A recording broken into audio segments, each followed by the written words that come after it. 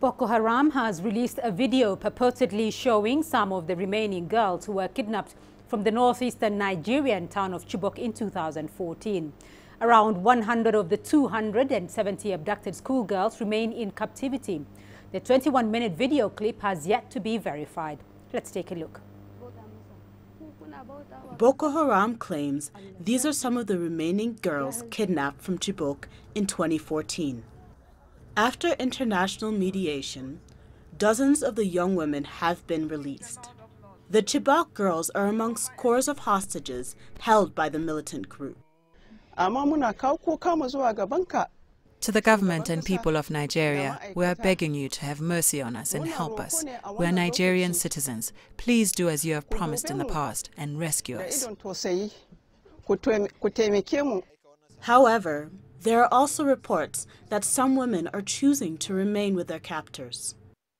We are the Chibok girls. We are the ones you are crying about.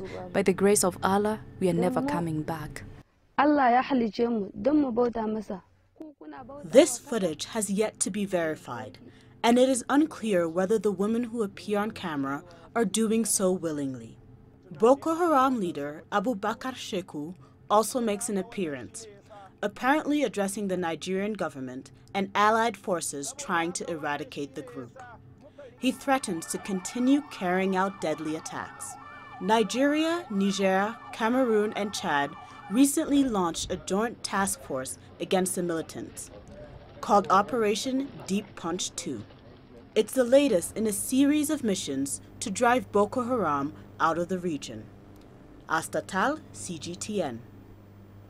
Let's get a reaction now on this development. Deji Badmus is joining us from Lagos. Deji, has there been any reaction from the government or non-state organizations after the release of the purported new images of the Chibok girls?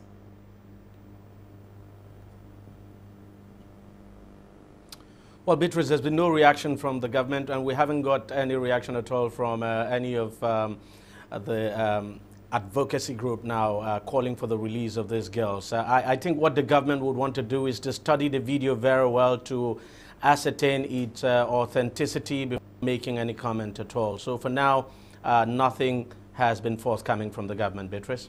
Well, if that video is authenticated, though, it would offer some relief to parents and the loved ones of the captured girls. But would this increase pressure at all to secure their release now that their whereabouts could be known?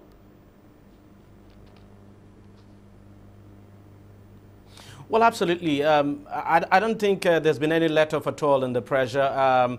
Ever since the last batch of girls were released, groups like the Bring Back Our Girls campaign has been mounting pressure on the government to secure the release of the girls. Of course, the government has continued to maintain that it is negotiating with Boko Haram for the release of the girls, but there's no question at all that this video will be some source of joy for the parents. At least they can see that the girls are still alive.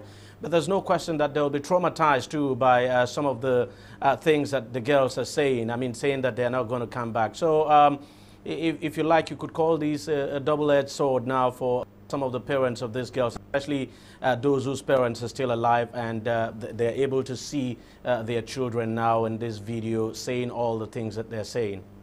Take us through the process of releasing the girls, of securing the release of the girls. How is the process that led to the release of some of the Chibok girls going? Can we expect more releases anytime soon, though?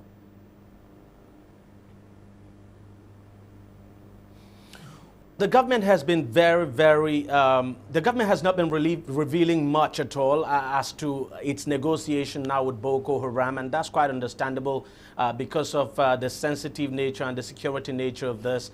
When the last batch of girls were released sometime last year, we saw that there wasn't much. The government didn't say much until the girls were released, but even the president himself, the president of this country, has continually maintained that his government is talking with Boko Haram to secure the release of the girls. Of course, We wouldn't know which factions now the government will be talking to, but the government has given every assurance that it is talking with the girls to secure their release.